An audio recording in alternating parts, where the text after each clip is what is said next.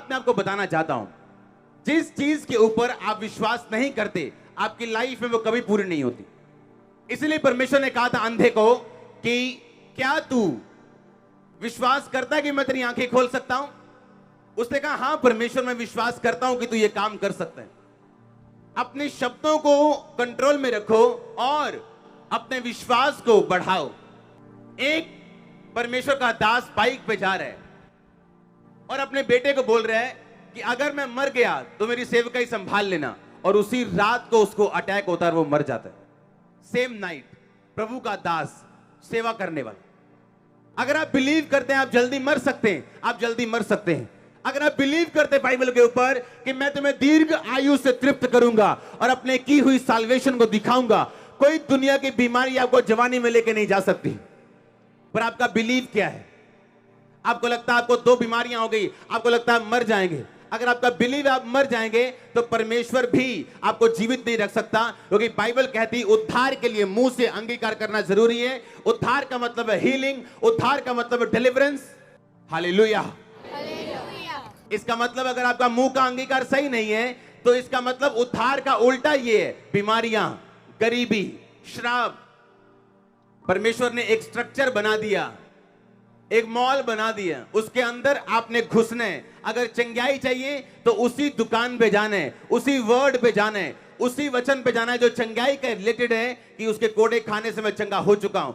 अगर वंश बचाना है तो उसी वचन पे जाना जहां लिखा है धर्मी का वंश बचाया जाएगा, और उसे अंगीकार करना है तब तक जब तक आपके बच्चे चर्च में नहीं आते, आपका पति चर्च में नहीं आता, आपकी फैमिली चर्च में नहीं आती।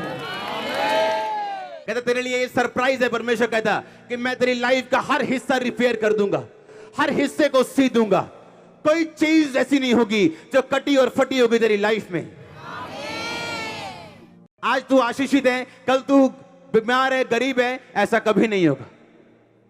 एक मिरेकल का गिफ्ट है, उसको बोलते हैं वर्किंग ऑफ मिरेकल, यानी मिरेकल को वर्क आउट किया जाता है, ये अपने आप नहीं होता।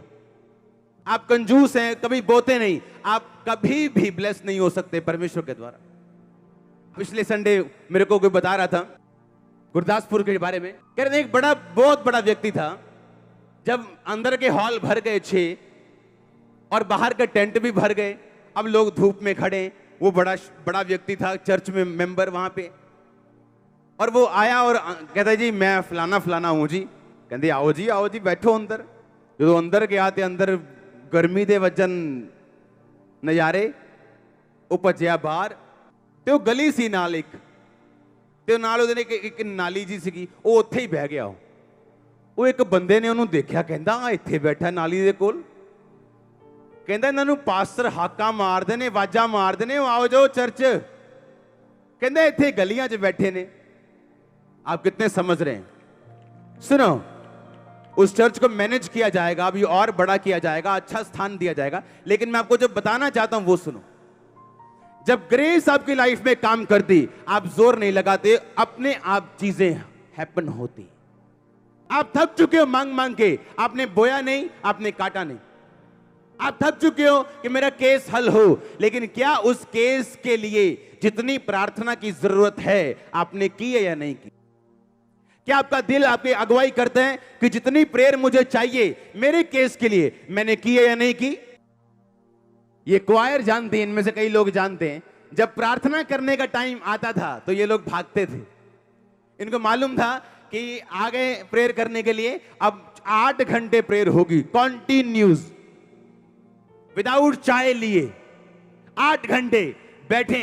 कभी हारमोनियम, कभी फोन पे परमेश्वर का सॉन्ग चल रहा है, कभी हारमोनियम में चल रहा है, कभी फोन पे चल रहा है, कभी गैर भाषा, कभी प्रेयर, कभी वर्शिप। 8 घंटे 6 घंटे मैंने प्रेयर की अपने केस के लिए।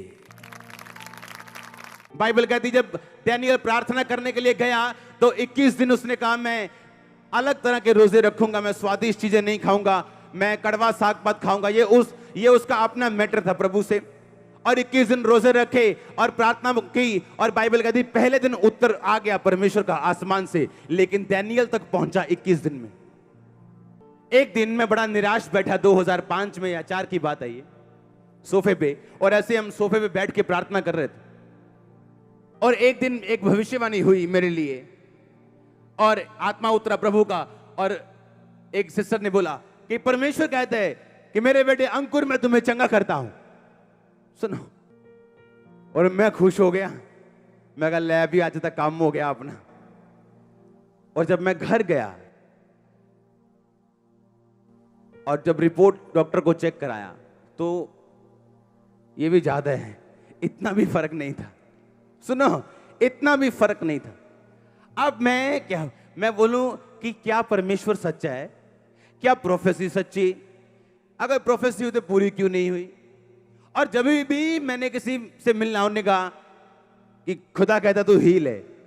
मैंने कहा ये कहने कहाने का काम बंद कब होगा?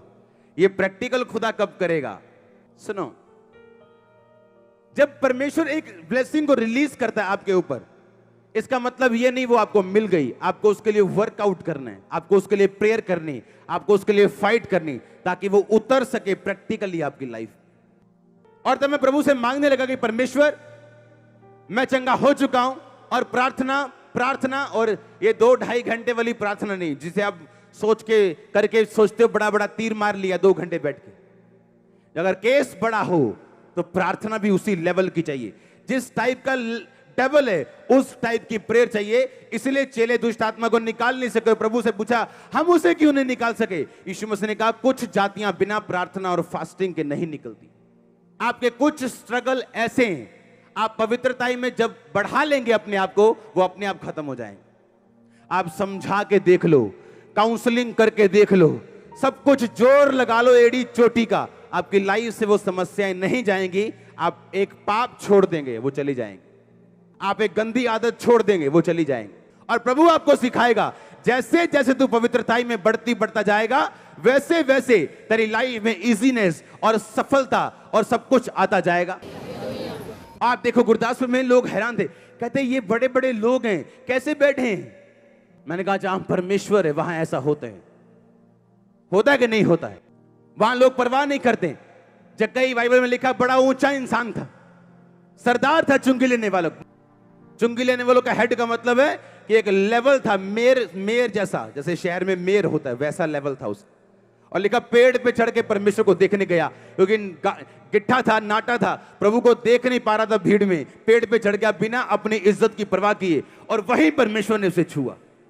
जहां परमेश्वर की आत्मा असली रूप में मौजूद होगी उस चर्च में जाना मुश्किल होगा।